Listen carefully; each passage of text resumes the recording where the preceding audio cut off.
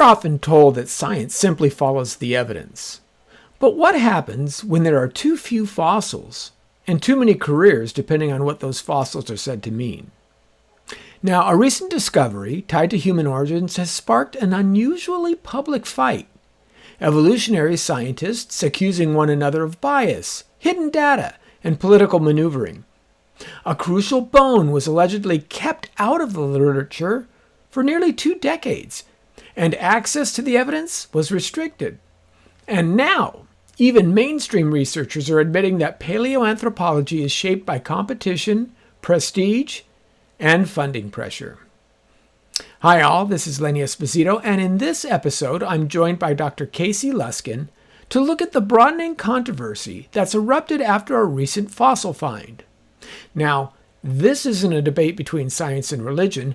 This is a debate happening inside evolutionary science itself. So, when the headlines announce a new, quote, human ancestor, are we really seeing the evidence or the incentives behind its interpretation? Today, we're unpacking the Sahelanthropus controversy and what it reveals about the hidden politics behind human origins on this. Come let us reason together.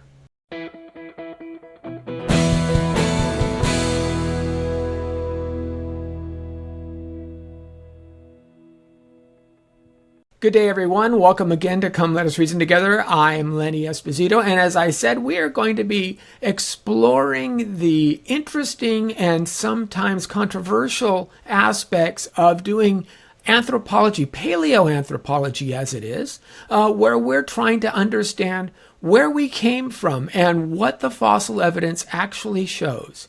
Now, in order to help me with this, I've asked Dr. Casey Luskin to join in. Casey is a senior fellow for the Center of Science and Culture at the Discovery Institute, and he's written a couple of really interesting articles on this new discovery and the blowback that's happened within even different factions of the evolutionary community trying to get a handle on this. So first of all, Casey, welcome. I'm glad to have you here. Glad to see you. And thanks for having this article come out. I think it's really an interesting topic that we want to cover. Oh, thanks for having me, Lenny. It's great to be back with you. Okay, so let me just ask you a couple of things. First of all, I've used this kind of scientifically technical term, right? They found this fossil. Now, this was found about 6 or 7 years ago, if I'm correct. Well, the first fossils from the species Sahelanthropus tchadensis, which, by the way, is just about impossible to pronounce. So, I mean, these taxonomic nomenclature is infamous for being very difficult to pronounce. So if anybody mispronounces it, we'll have nothing but grace. But the fossil was first found, I believe, in the early 2000s in the country of Chad. At that time, they found, at the very least, a skull. But over the years, there were rumors that maybe they had also found a femur. We can get into that. Or at least a partial part of the femur. A partial right? femur. And they wanted this species to be an upright walking, so a bipedal early hominid that might have represented one of the first species that kind of was one of the human ancestors that had branched off from the supposed most recent common ancestor we shared from chimps. So basically, the idea is that this fossil, according to some evolutionists, would have been sort of at the dawn of the human lineage after our supposed split from chimps, one of the first upright walking species that was on that line that ultimately led to humans. And the supposed ability of this fossil to walk upright was one of the main lines of evidence that they would cite to say this is a human ancestor. Okay, so yeah, when we talk about the great apes, because it's commonly referred to as our, quote, closest ancestor in the evolutionary tree, the great apes are either knuckle walkers, like the gorillas, right? They don't necessarily just stand up and are bipedal.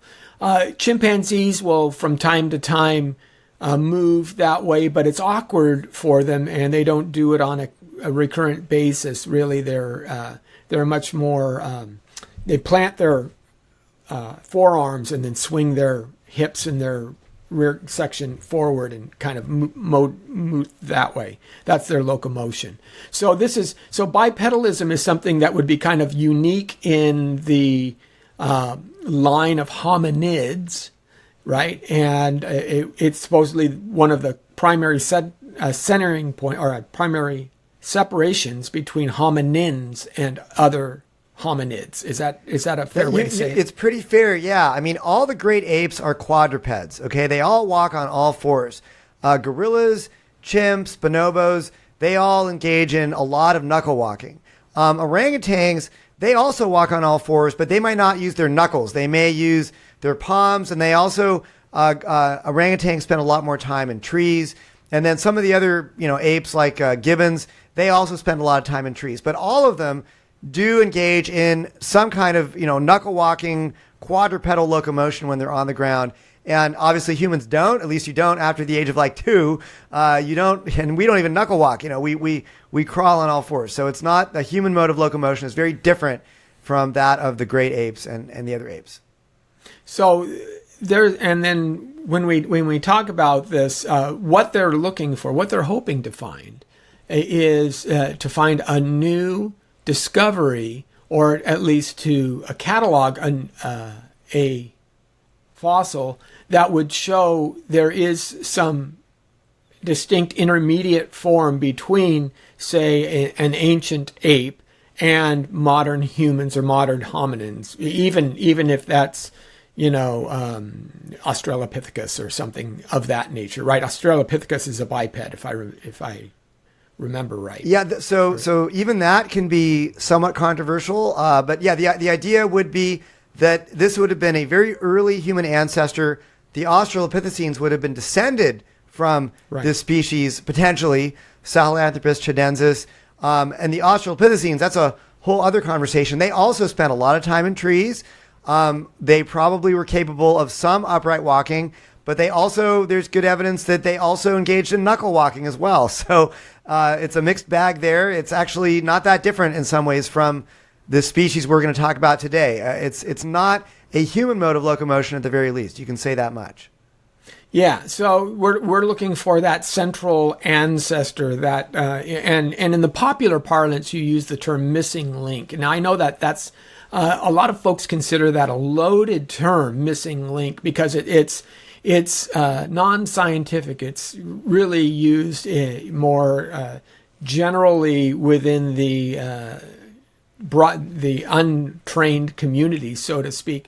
So a lot of people will push you away or dismiss you if you use the term missing link, unless, of course, you're someone like, say, the New York Times, whereas the New York Times just recently published a story about another fossil, and they used the term missing link even in the headline because they wanted to make that it's a quick phrase that people kind of grab onto and understand. And so while it may not be used in the scientific community, it is used in popular media quite a bit. Is that a fair assessment? That's very fair, Lenny. I mean, if we were to use the term missing link, then our friends from the evolutionist community would immediately say, oh, you backwards creationists, don't you know that scientists don't use the term missing link? And this is not really a real term used in scientific literature.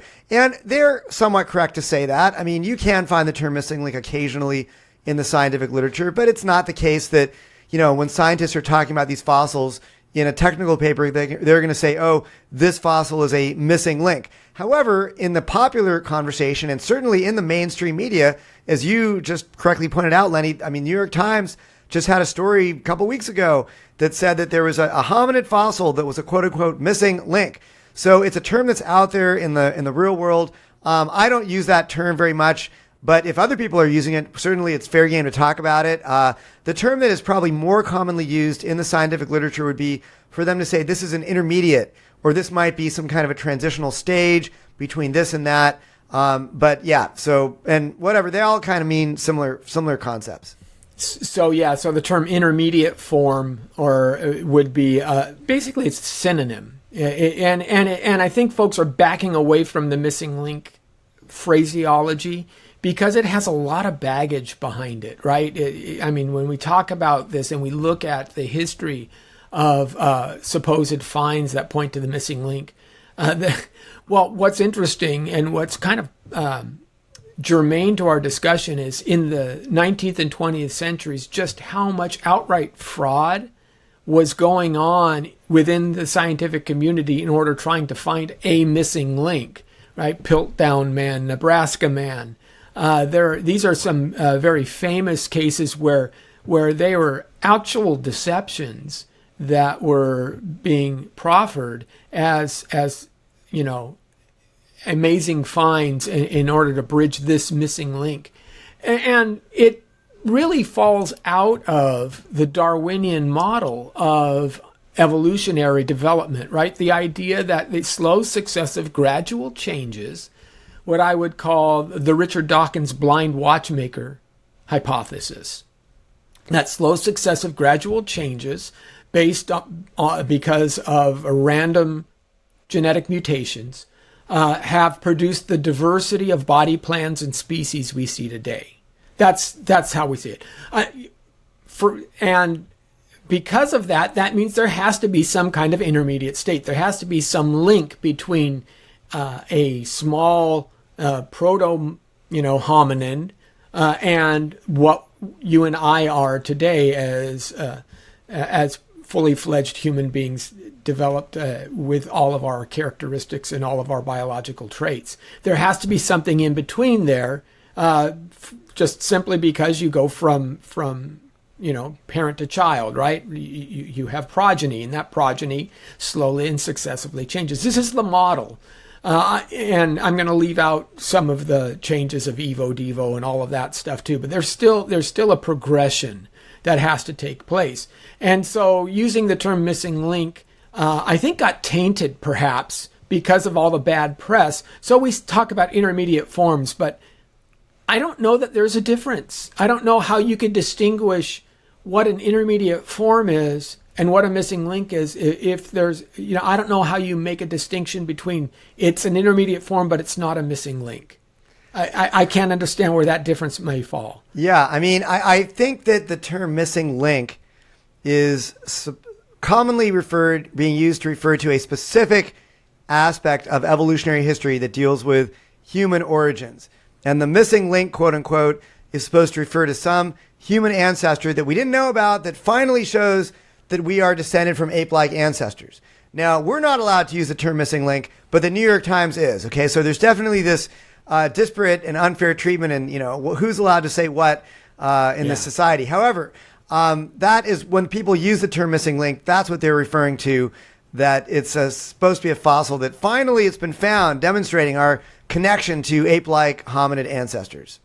It's interesting, Casey, because even when I talk about things like evolution can take on the meaning that the objector wants it to take on, given whatever circumstance you're talking about, right? So I just gave a description of again that blind watchmaker hypothesis, that gradual change through random mutations that cause new body types to appear. Okay, and we would say that's evolution, but they would also say, well, evolution simply means change through time. Or when I talk about the origin of life, abiogenesis, right? And I say, well, evolution fails there, and they say, well, you can't use evolution. Evolution doesn't apply here because evolution has to have living organisms in order for that to evolve. Yet when I pull out, the National Academy of Sciences paper, they have an entire chapter on chemical evolution. And so they use evolution are you saying the National Academy of Sciences isn't doing science? What are we saying here? Absolutely. So again, there's a lot of, even before we get started with digging into the actual find, even in terms of language, there is a lot of ground that people are trying to stake in order to save face. It should at least caution us that this entire enterprise is rife with dangers, with political motivations, with motivations other than simply just trying to understand what it is we've found and having no preconceptions or no biases being flavoring our examination of the evidence. You're making great points, Lenny, and I think anytime that we see these double standards, that certain people, certain favored groups are allowed to use certain terms, but certain disfavored groups are not allowed to use certain terms. When you see those kinds of rhetorical double standards, the red flag that should go up in your mind is that people are trying to silence certain groups or certain viewpoints through rhetoric, not through evidence. And that's exactly what's going on here. The whole chemical evolution thing is a classic example. I remember when Stephen Meyer went on the Joe Rogan show a few years ago, and he was talking about chemical evolution. And people said, well, that's not, some of his critics said, well, that's not evolution. Well, the term chemical evolution is all throughout the literature, textbooks, mainstream scientific papers.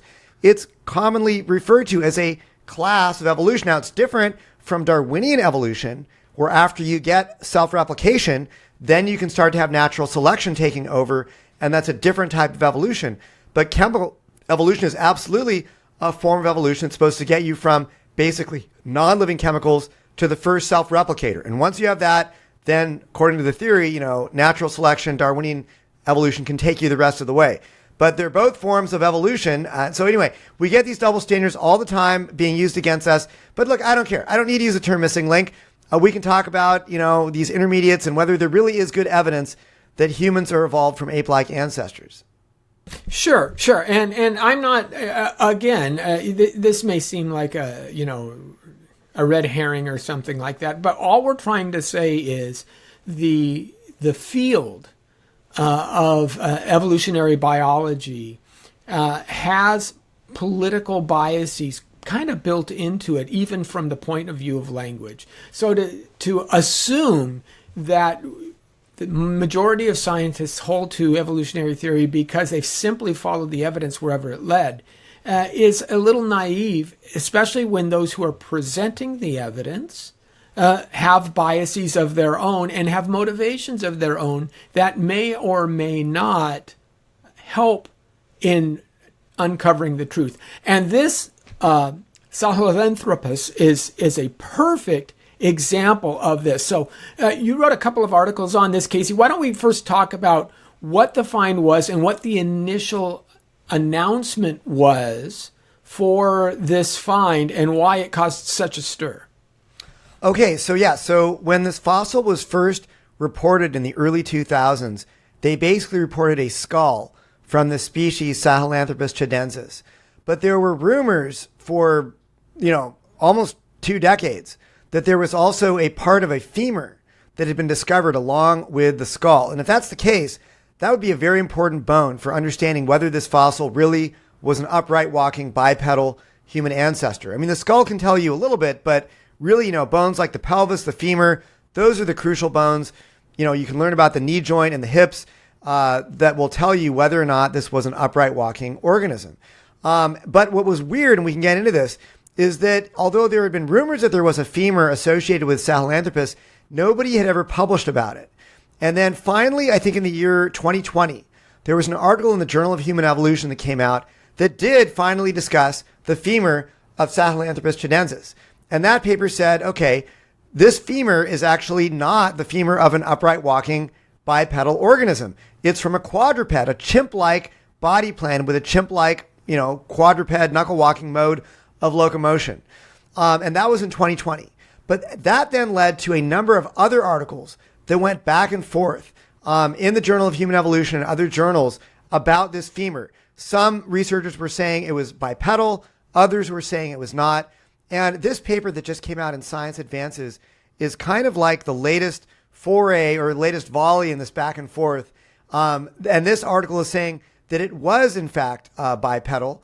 And they're saying that on the basis of a couple of features. They say that there is something called a femoral tubercle, which is sort of like a little bump that is on the femur that is only found, they claim at least, in bipedal hominins. And that basically there was also part of the hip that indicated that there was probably and the knee function that was probably only found in bipedal organisms. So that is what this paper in Science Advances is arguing. And of course, a lot of people came back and had responses to that, but that's the claim being made in this paper. Okay, so I want to be careful because there's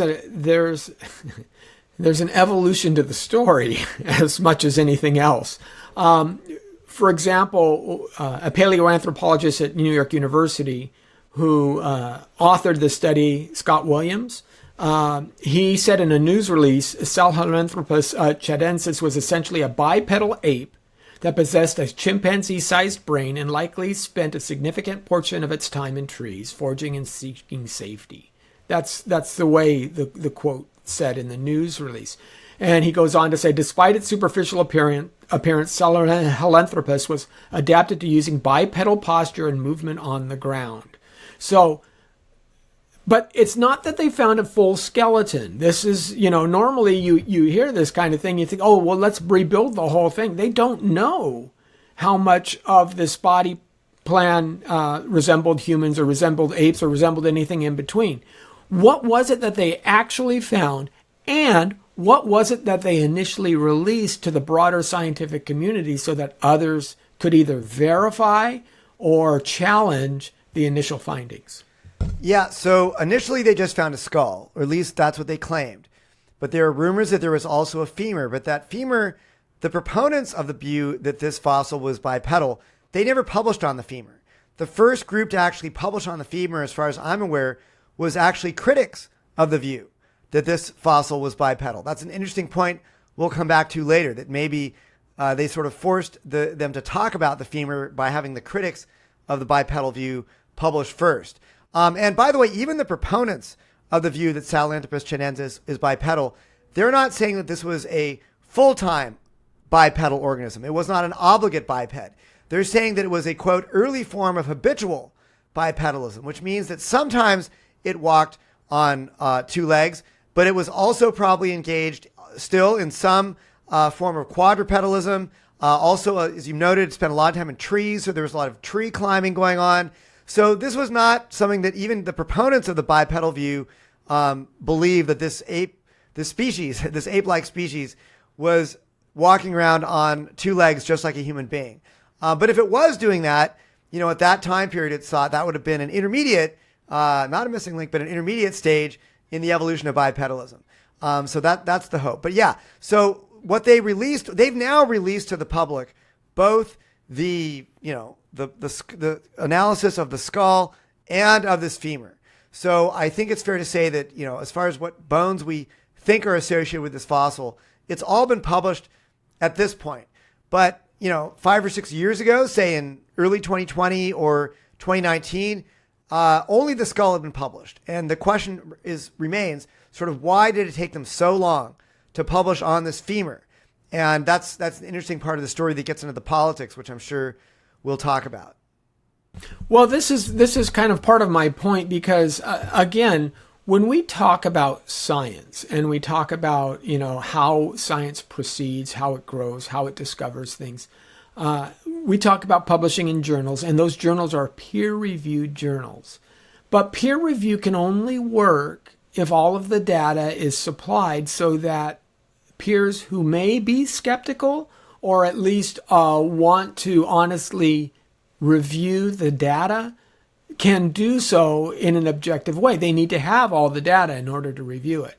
With these published papers, if you're just talking about the skull, I don't know, first of all, how you can claim bipedalism from just a skull. So if you don't release the femur, it seems that you're just kind of grasping out of nowhere. And I'm not quite sure how they made the justification to say that this was a bipedal organism. Well, I can speak to that really quick. Okay. You're right. There's not a lot to go on with the skull, but one of the things that they do have to go on is the hole at the base of the skull where the spinal cord exits the skull is called the foramen magnum. Okay. It's a hole. Everything with a brain and a skull has a foramen magnum. Okay. And the angle at which the spinal cord exits the skull can kind of tell you, are you walking on all fours where you're kind of hunched over like this? Or are you upright where the skull just, the spinal cord exits straight down below? And so that was one of the arguments that was made. But even that was controversial. I mean, even when the skull was first published, there were researchers who said, no, this was not bipedal. So the initial finders of the fossil, I believe a scientist from France named Brunet was saying, yes, this is a bipedal organism based upon the skull. But even at that time, there were critics who said, no, this organism is more like a chimp or a gorilla, just based upon the skull. So there's been debates back and forth over whether this was a bipedal organism from the very beginning. And even now that they've analyzed the femur, there are major critics of the view that the femur indicates that this was an upright bipedal organism. One paleoanthropologist named Roberto Macchiarelli said that the, quote, body proportions in Sahelanthropus are 100% ape-like, certainly not ape hominin intermediate, unquote. So, talking about the size of the femur and its length and other properties, he's basically saying this is a totally ape-like quadrupedal type organism. Another scientist named Zanoli, who was a co-author with Macchiarelli on a paper critiquing the bipedal view, said that most of, not all of the results point towards similarities with the African great apes. And so, these scientists are very skeptical of this claim. Other people criticized the claim that tubercle on the femur, which is supposed to be indicative of bipedal locomotion, that's actually found in other primates that don't walk upright. So it's really not that convincing. And I guess the femur is in such bad condition to begin with that it's not entirely clear how important or how prominent this tubercle was. Okay. Was it really, this bump that they really think that it should have been in order to indicate upright walking? It may have been damaged and it may not really even be there to the extent that's being claimed. So there's a lot of questions about whether the evidence shows that this species is upright, even based upon the femur. Well, let's talk a little bit about exactly how the femur got involved in the discussion, because you brought up Macchiarelli, and if I remember in your article, you had said it was actually a student who was working with the original discoverers who had seen the femur or the portion of the femur. I'm not quite sure how much of the femur was actually uncovered, but and had questions, and she was studying, getting her PhD, right? And came up to Macchiarelli, who's an expert in the field. He is a significant name in paleoanthropology, and then brought this to his attention, and somehow that upset the apple cart a little bit, and now they had to deal with it. So can you tell that story? Yeah, so let me say, first of all, that the newspaper in the UK, The Guardian, has done some really fascinating reporting on this fossil. Even with this latest paper in Science Advances, Macchiarelli was quoted saying that paleoanthropology is deeply affected by competition and politics. And I think what that came from is there was an article in The Guardian that came out the previous year in 2025 titled "The Curse of Tomai." That's another name for this fossil. The Curse of Tomai, an ancient skull, a disputed femur, and a bitter feud over humanity's origins. And this article told the story of the supposed origin story of this femur, okay? And the story goes, as you said, Lenny, kind of goes like this. Initially, everybody thought there was only a skull associated with this fossil. But then there was a graduate student who was on the team from Michael Brunet in France, who was studying a bunch of hominid bones. She was a master's degree student. I guess her advisor was out of town, and she asked Roberto Macchiarelli, who was another researcher there, to help her with some identification of the bones. And, I remember being a graduate student, and if your advisor's out of town and you need help, where do you go? You go to other faculty around. You ask them, can you help me figure out how to do this? You're learning. You're trying to get it right and make sure you don't make mistakes. And it's great to get assistance and learn from the researchers and the experts that are around you. That's part of what being a graduate student is. You struggle with it, you learn, blah, blah, blah. So she asked this researcher, Roberto Macchiarelli, to help her identify this bone, which apparently was found with the other Tomai skull, with these other Sahelanthropus fossils. And he looked at this bone and he said, okay, this looks like a femur. And this immediately, in his mind, made him wonder, well, why hasn't this been reported? Okay, because the discovery of a femur in the field of paleoanthropology is a very, very big deal. Okay, most bones, most specimens of fossils that you find in the hominid fossil record, they're going to be scraps of jaw bones or teeth or little vertebrae here and there. Rarely do you get complete, very, very rarely do you get complete skeletons. And even more, and also very rarely do you get crucial bones like a femur or a pelvis or something like that. The bones that really help you understand whether the organism walked upright or not. So basically, after this graduate student told Roberto Macchiarelli about this femur, when she was just trying to get help identifying the bone, according to the Guardian article, she got in big trouble by her advisors. Okay. And I'll read a quote from this article. One of her advisors appeared with a femur in his hand, and this piece, he warned, holding it before her, you forget you ever saw it. Okay. And the idea was kind of that she had leaked information about this very important bone to somebody outside of Michael Brunet's team. And according to the Guardian story, it said, the laboratory seemed to close ranks against her, she said. And after her master's, she was made to understand that there was no support for her to take a doctorate. So she kind of got forced out of the lab. Okay. So it seemed like people wanted to forget about the femur because years went by and nothing was published about the bone. I mean, it was not until 2020, almost 20 years after this fossil was first reported, that finally there was a paper about the femur, and it was published by critics, people who are on the outside of this team that originally discovered the fossil. And Macchiarelli, in this Guardian article, he basically expresses concerns that Michael Brunet, the original discoverer, or the lead of that team that discovered it, that he had hid the femur of this fossil from other researchers because it did not support claims of bipedalism in this species. Now, whether Brunet actually did that or not, I can't say, but I can say that this is what Macchiarelli is saying. This is what he believes might be true. And that is why, first of all, he tried to squelch this poor graduate student who leaked information about the femur to another researcher and then took so many years basically sitting on this bone, not publishing about it, which is very odd. If it's such a great, important bone, you can get some really good papers out of that. You want to publish that. That is the kind of thing that could potentially go into top scientific journals, but they didn't publish it. So why not? Why were all the secrecy? Why all the controversy? It should just be, okay, there's a femur. Let's report it. Shouldn't be a big deal. But, they made a big stink about it. And, methinks thou doth protest too much. That was kind of what was going on here.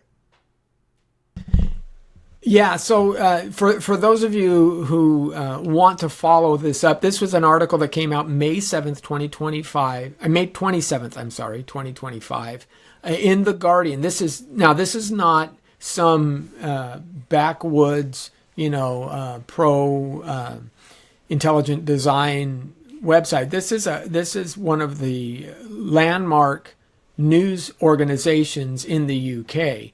The article is entitled "The Curse of Toumai: An Ancient Skull, a Disputed Femur, and a Bitter Feud Over Humanity's Origins." So even something with the prestige of The Guardian, which is a significant, again, media source, is recognizing that there is a lot writing on this, and there is grant money, fame, all of these kinds of things, as well as, just the general idea of helping to support the transitional stages and the development, supposedly, of modern humans from these more primitive ancestors. All of that comes into play here, and it's, again, why there's so much battle. And not to mention the fact, and you pointed this out again several times, is what you find when you really dig into paleoanthropology is we don't have a ton of specimens at all. We have very, very few. We have a ton of people who are trying to pull on those very few resources to make their own name and to make their own mark. So there's a ratio of researchers or publishers to specimens that's really out of whack. And they make this point, I think, in the Guardian article as well. But you had mentioned that in your article also, Casey. Can you kind of talk about that a little bit? Yeah, so there's this great quote by Jerry Coyne, who's an evolutionary biologist, where he says, "Paleoanthropology is a field in which the students far outnumber the objects of study." And I love that quote because it really does make you appreciate there are not a lot of bones to study in this field. And they're going off a very, very limited data set, making grand claims about the origin of human beings. As you said, Lenny, there's a lot of fame and research prestige and also grant money at stake with whether or not your fossil really is that upright walking bipedal species at the dawn of the human lineage. And so that brings the human element into the conversation. A lot of politics, a lot of, opportunities for people to be not perfectly objective. And I'm not criticizing these scientists. I mean, they're human beings, all human beings, all of us are capable of being susceptible to these kinds of, biases and confirmation biases and preconceived notions and letting our emotions or our preferences influence our interpretations. So it can happen to anybody, but we have to be very, very careful with it, especially in the field of paleoanthropology. And in fact, Scott Williams, that paleoanthropologist at New York University, who was one of the lead scientists on this paper that was just published, he had a quote in the most recent Guardian article about their paper where he says, "I think it's a case of too few fossils and too many researchers." And when I read that at first, I was like, well, yeah, I mean, that's fair. Like, we need more fossils. Like, everybody would agree with that.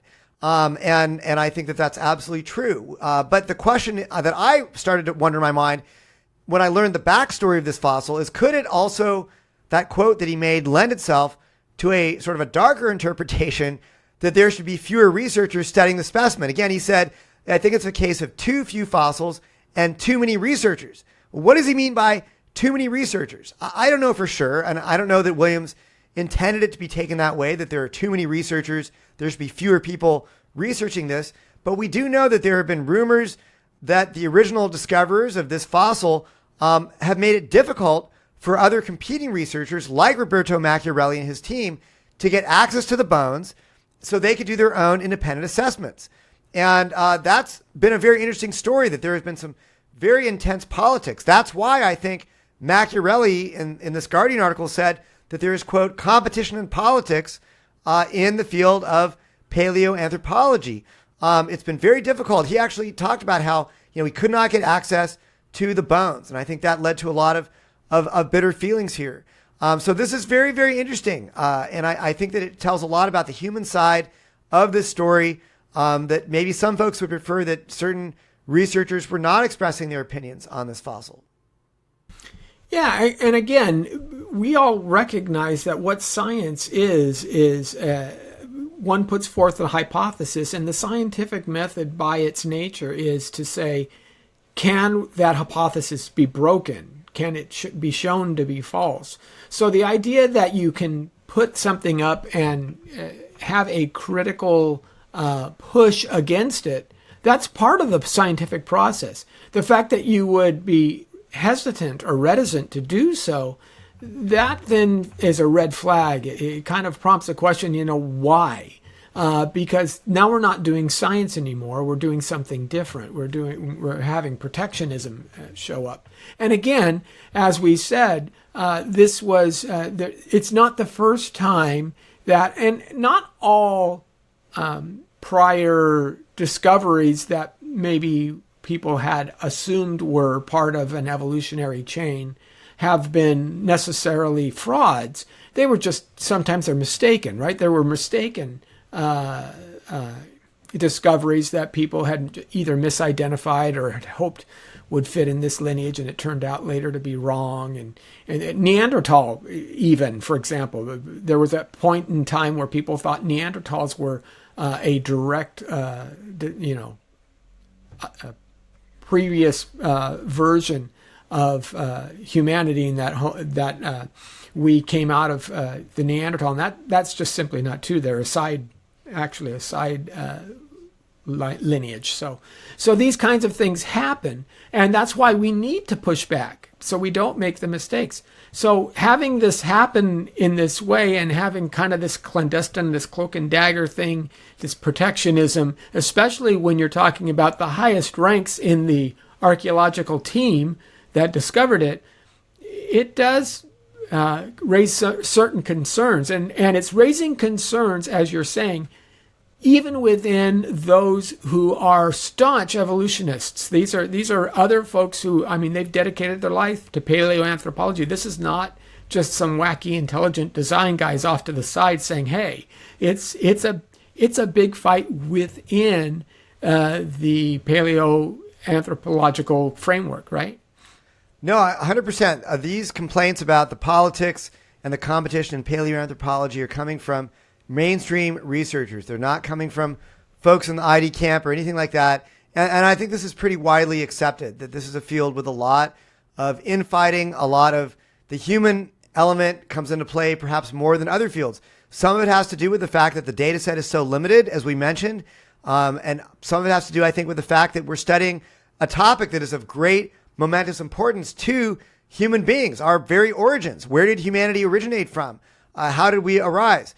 So absolutely, you've got this perfect storm for a lot of human element, politics, and competition to come in here. And I also want to backtrack to what you said a moment ago, Lenny. Of course, we're not saying that, the vast majority or even, very many of these finds have anything to do with fraud. I mean, people can interpret things in good faith in different ways. You can have two people witnessing a car accident and they come to very different conclusions about whether or not it was this person's fault or that person's fault. Look at politics today. We see an incident in with a shooting, a law enforcement shooting of a citizen who's trying to exercise her First Amendment rights, and everybody comes to a different conclusion about, okay, was the officer justified, or was she in the wrong, or was she in the right? People see the same set of facts, come to very different conclusions, and that happens sometimes in science too. What's important, I think, is for the public to realize that scientists have different opinions. Because if you read some of the news headlines, The Guardian did a great job of reporting on the controversy over this fossil. But a lot of times, and most of the media stories, frankly, even here, did not do that. They just reported, a new paper in the journal Science Advances had shown that this was an upright walking bipedal species that is a human ancestor, and it stood at the dawn of the human lineage right after our supposed split with chimps. Okay? That is the standard line you'll see in most of the news coverage of this scientific paper. But you find a couple stories, though, in some other news sources. The Guardian, again, has done a great job. Also, frankly, and kudos to these sources, the Washington Post cited Roberto Macchiarelli and his criticisms of the bipedal view. New Scientist did a good job of citing a scientist named Zanoli and how he was critical of the bipedal view. Another, actually, Scientific American talked about a scientist named Marine Cazenave at the Max Planck Institute in Germany, who was critical of the view that this femur shows bipedalism. And then also, of course, the Guardian article covered it. So there were a few stories, and there have been a lot of news stories on this paper. A few stories did acknowledge, and it may be buried way down at the bottom of the story, but at least they did it, that there are scientists who are skeptical, still skeptical, even after this new paper, of the claims that this was a bipedal upright walking species. However, if you have to dig to find that, okay?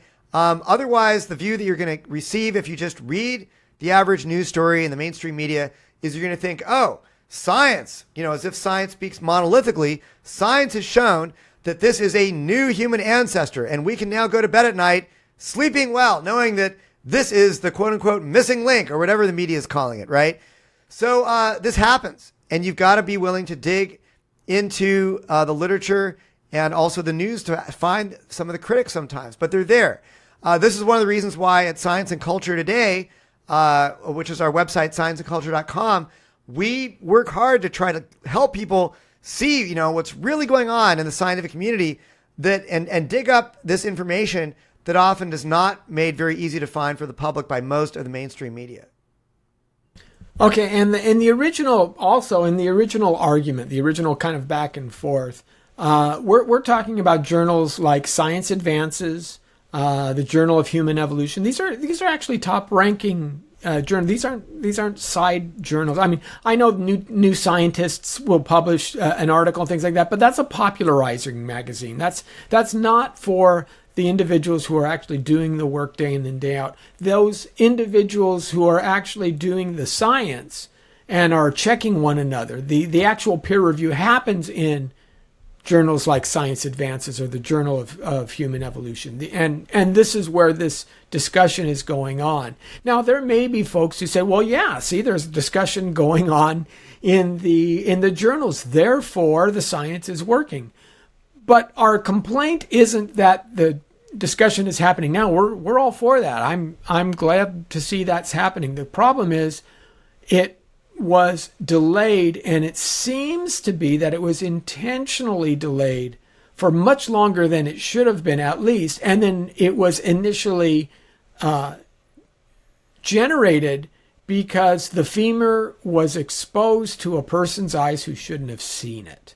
And those things that are coming out of the Guardian article. So it was almost like, yes, the discussion's going on, but it had to be forced into the mainstream in order for that discussion to even happen.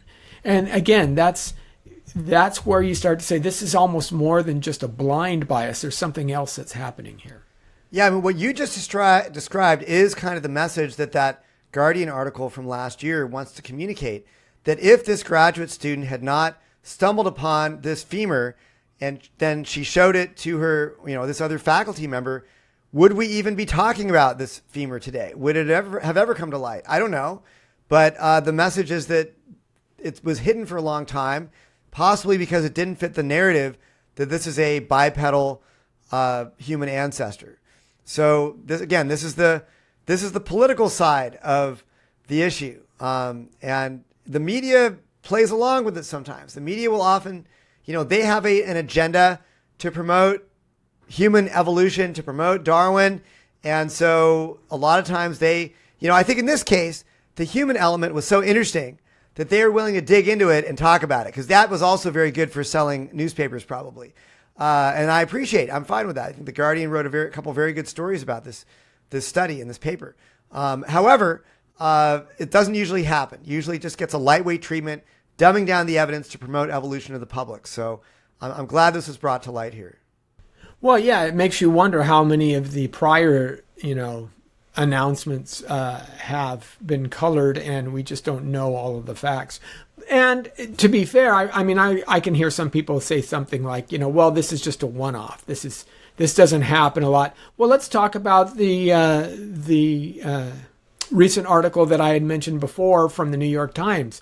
Moroccan cave fossil yields a possible missing link in human evolution, right? That's the selling point. That's what's going to, get clicks, sell papers and things like that. But when you look at the paper in Nature, what did they actually find? So here's a completely separate case of paleoanthropology, something that's more recent, actually. It's coming out right this year or last year. And it's a 700,000-year-old ancestor, or 700,000-year-old fossil, I guess. And the New York Times is labeling it a missing link. First of all, where are they getting that concept from, that there's some kind of intermediate? Where did they draw that from? And what is the actual find that we're looking at? Yeah, so great questions, Lenny. So this other paper that just came out in the journal Nature reported a few bones that were found from a specimen in Morocco. Specifically, they found 3 jawbones, one of which was very complete, another of which was a half jawbone, a half mandible, and the third of which was very, very fragmented. They found some teeth. I would say it was more than a few, but less than a mouthful of teeth. And they also found 8 vertebrae, okay? There was also a chewed up femoral shaft that was found in the cave, but the stratigraphic relationship between the femoral shaft and the other bones was uncertain. Caves are sometimes described as being like washing machines. They can fill up with water and dirt and everything gets jumbled around. So it's not always clear what is related to what. I don't know exactly where the femur was found in the cave, but it's not clear that it's related to these other bones. So, what they found was interesting, but it's not a lot to go on. A few jaw bones, a few vertebrae, and a few teeth is not enough to put together a really clear picture of this being, some momentous fossil find. Now, that being found, even based upon what they did find, they believed that this fossil was at the base of our species Homo sapiens. Okay, so basically it was the member of the genus or of the species Homo sapiens. Even paleoanthropologist John Hawks, who's a very well-known guy from the University of Wisconsin-Madison, very good paleoanthropologist, he wrote on his website, he wasn't an author on the paper, but he said, quote, "These fossils are Homo sapiens." Okay, so we're dealing with fossils here that are members of our own species. It's not a very momentous find in that, they found some teeth, they found a couple jawbones, they found some vertebrae. Great. That's really cool. But does that justify the New York Times running the headline that this is a, quote, possible missing link in human evolution. I don't think so. I think they're overstating things to get clickbait from the public and to promote Darwin, as they have the right to do, but we also have the right to criticize them for overstating what was found. And I think that's absolutely what's going on here. The media always looks for an opportunity to promote evolution to the public, to go on a little crusade, to evangelize folks for Darwin. And that's exactly what is going on here. And I want to say that, you talked about the Sahelanthropus tchadensis paper not just being a one-off, and that there was another view, and that there was some media spin going on. That you're absolutely right, Lenny. We see this same rhetorical dynamic in the news media over and over and over again, where a paper comes out, a fossil is first reported, and the media literally goes ape, promoting evolution, promoting human evolution to the public. And invariably, if you then dig into the technical literature and you look at what was actually found, and then you read what other scientists are saying, this is especially true with human origins, human evolution, you find that there are critics of the media narrative, critics of the view that this is some missing link or some crucial, human ancestor or whatever. You find people who are taking a different view. And then usually if you wait another, say 6 months, 12 months, whatever, you will then find papers coming out in the technical literature criticizing that original paper that claimed that this was some really important, momentous fossil find that somehow links humans back to ape-like ancestors. You'll find that they show up in both sort of the popular conversation, the critics, and also even in the technical literature eventually. And so eventually, cooler and calmer heads will prevail, and you will see that the original media hype around the first stories that came out when the fossil was first reported, that really was overblown. That was really overstated. And I think that's what's going on here. I don't even think you need to probably publish much in the way of, detailed technical criticism of this fossil find. There wasn't much found to begin with. And we know, even if we just take everything the paper said at face value, it's probably a member of our own species or something very, very, very human-like, at the very least. Yeah, I mean, the authors really, though, seem to kind of push the narrative a little bit themselves. I mean, the title of the Nature article is Early Hominins from Morocco Basal to the Homo sapiens lineage. Now, basal means base, right? It means, and the abstract reads, paleogenetic evidence suggests that the last common ancestor of present-day humans, Neanderthals and Denisovians, lived around 765 to 550,000 years ago. However, both the geographical distribution and morphology of these ancestral humans remain uncertain. The Homo antecessor fossils from the TD6 layer of Grandolina at Atapuerca, Spain, dated between 950 Ka and 770 Ka, have been proposed as potential candidates for this ancestral population. So it seems like the authors themselves are kind of nudging this. They've been proposed as potential candidates. Note, scientists they'll always use the wiggle words there, right? And then what happens is when the New York Times or Reuters picks up on this, they just drop the proposed and potential. That's all they do. And they rewrite it in language that you and I would understand as missing link or maybe missing link. But it does feel like this first article is kind of, again, trying to say, could it be? Is it possible?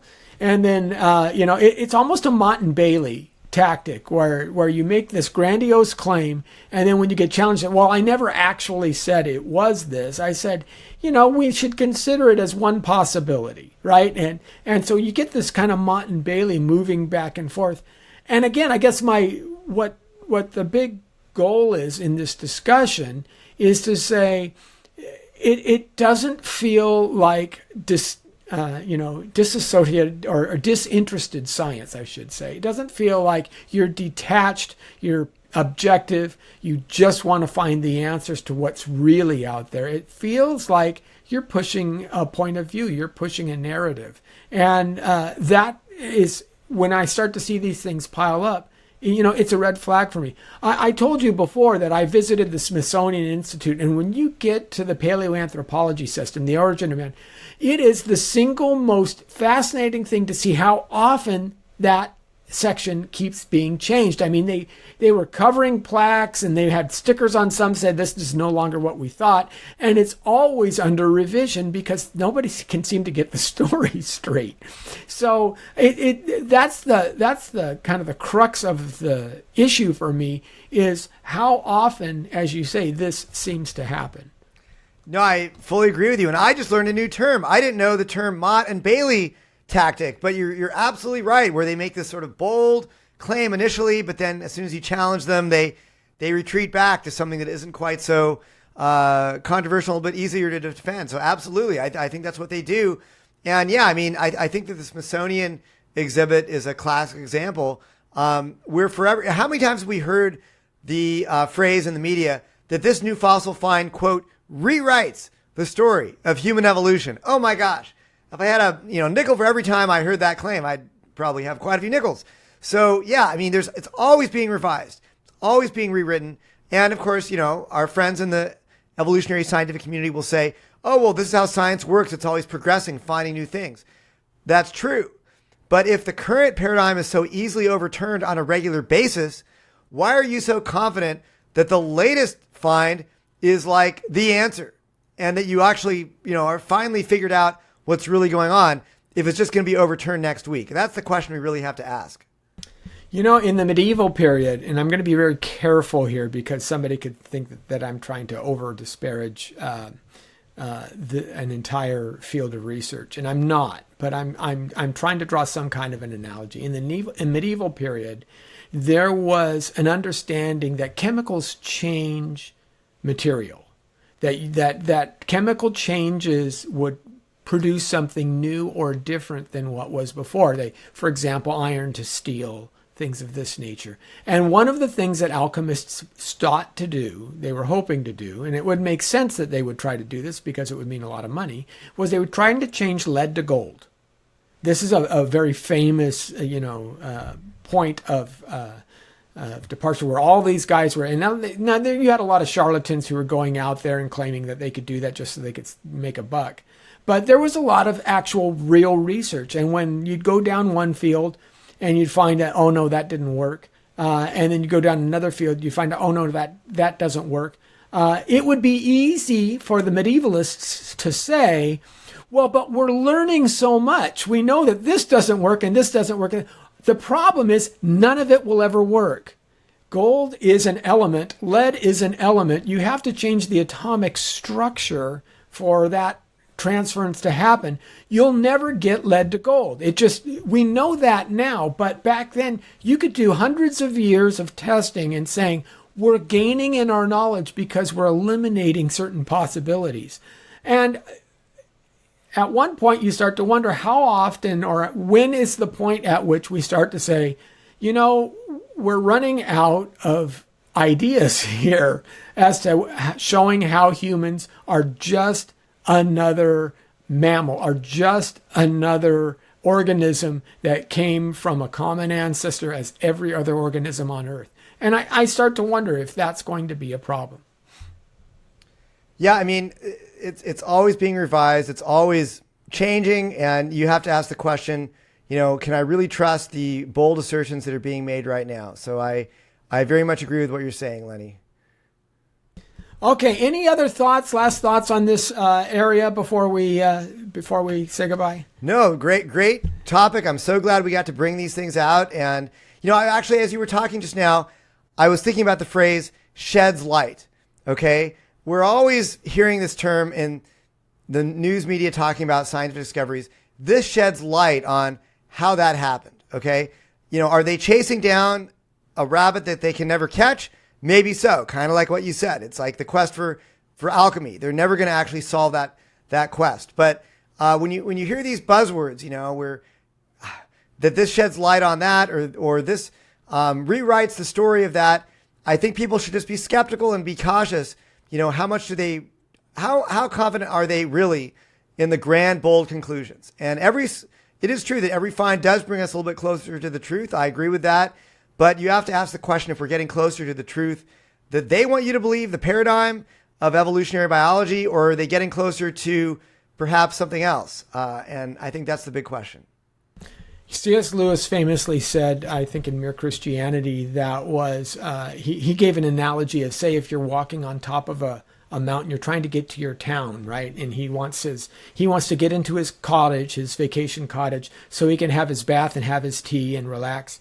And he says, I'm walking on the crest of the hill, and I can see my cottage right below me, and I'm fairly close to my cottage, but actually I'm much farther than you would think, because the way you get closer to, I can't just fly. He goes, the way you get closer to something, sometimes you have to turn around and go back.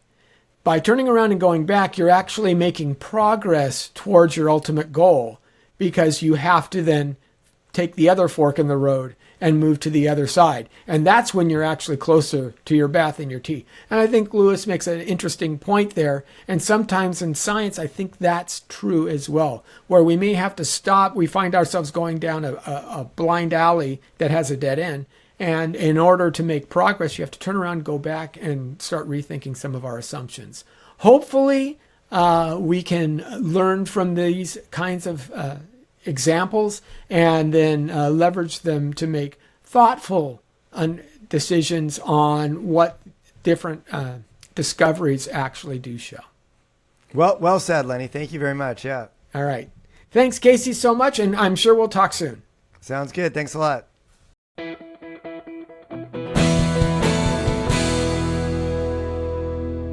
Thank you for watching this Come Reason video. I hope you enjoyed it.